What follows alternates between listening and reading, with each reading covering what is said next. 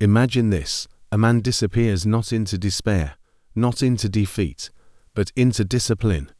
He doesn't vanish because he's afraid of the world. He vanishes because he's mastering the only battlefield that truly matters, his inner life. In an age that celebrates constant visibility, his absence feels radical. While others fight to be seen, to be heard, to be validated, he chooses silence. Not because he is weak, but because he understands a truth whispered by Machiavelli and Carl Jung alike. Real power is not reactive, it is self-authored. You cannot build inner sovereignty while being endlessly consumed by the outer world. Machiavelli warned rulers to avoid overexposure, not as a tactic of manipulation, but as a path to strategic clarity. Jung echoed this wisdom in psychological form. Without withdrawing from the noise, one cannot confront the shadow, the unseen parts of the self that quietly dictate our lives. To step back is not to give up. It is to gather, to refine, to become dangerous in stillness. This is not escapism. This is reconstruction. You disappear to remember who you are without the performance. You retreat not to hide, but to heal. Because in the chaos of constant engagement, clarity cannot breathe, presence cannot form, and purpose cannot sharpen. So the question isn't why you would step away from the noise, it's how much longer you may afford not to. True strength doesn't come from being everywhere. It comes from knowing where you stand when no one's watching. When you stop showing up everywhere, something unexpected happens. People begin to notice you more. This is the paradox of presence. It is not built by being constantly visible, but by being intentionally rare. Psychology calls this the scarcity principle. The less accessible something is, the more we perceive it as valuable. The same applies to human presence. When you make yourself less available, your presence becomes more meaningful. Marcus Aurelius, one of history's most revered Stoic emperors, wasn't known for speaking often, but when he did, his words echoed through centuries. Steve Jobs didn't flood the media with constant appearances. Instead, he disappeared to create and returned only when he had something to say that mattered.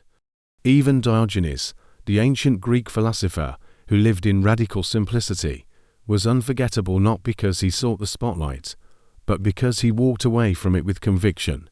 These men weren't afraid of being unseen. They understood that absence, when chosen with purpose, creates gravity. In a world where attention is cheap and noise is endless, stepping back becomes a statement. It tells the world you are not desperate.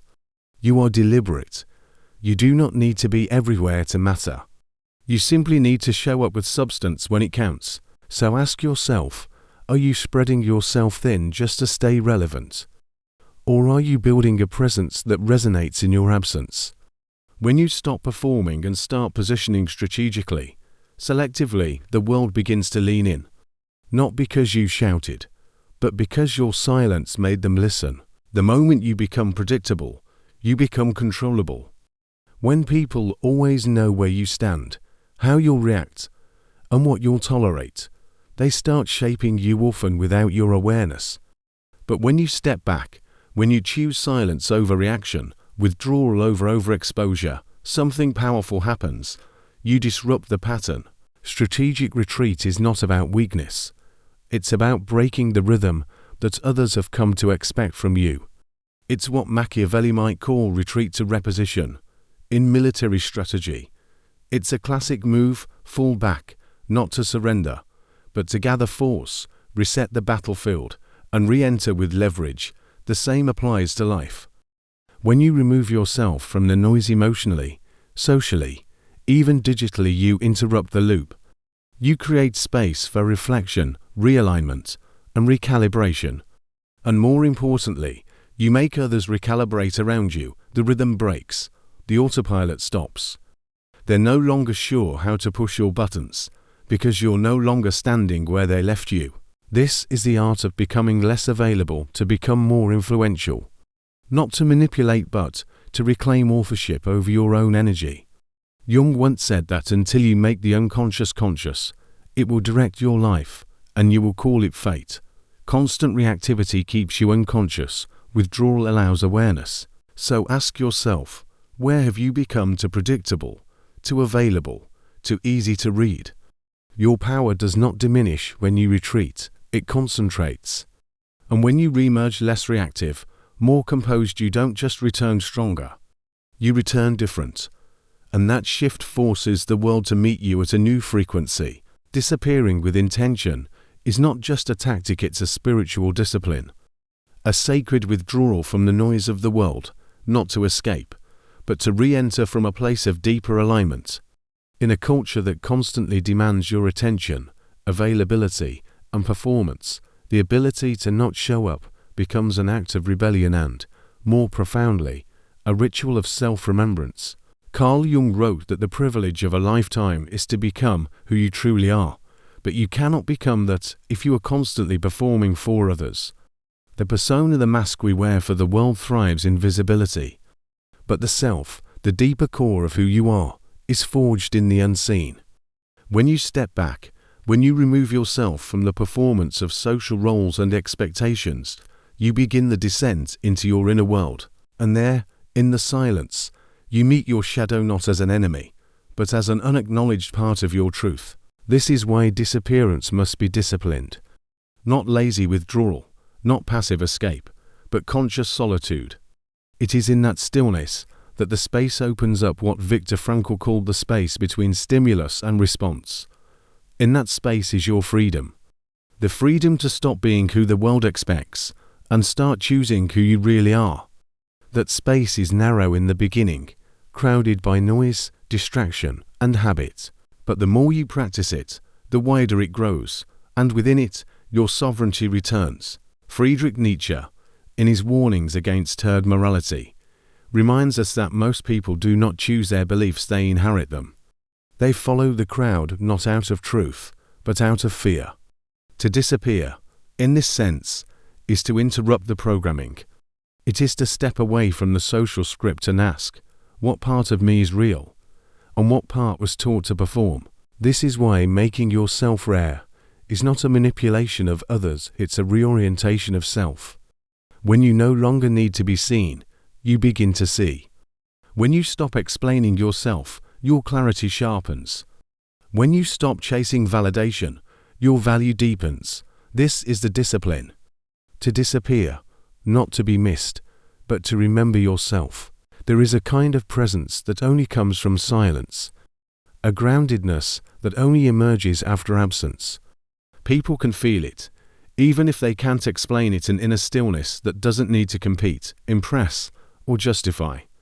That's not arrogance. That's what happens when you stop leaking your energy into everyone else's perception of you. This is a transformation. You stop being reactive. You start becoming deliberate. You stop performing your worth. You start embodying it. You shift from being a personality to being a presence. So the next time you feel the urge to speak, ask, is this noise, or is it necessary? The next time you feel the urge to prove yourself, ask, who am I trying to convince? And the next time you feel invisible, ask, am I unseen or simply no longer performing? Because the discipline of disappearance isn't about becoming less, it's about becoming whole.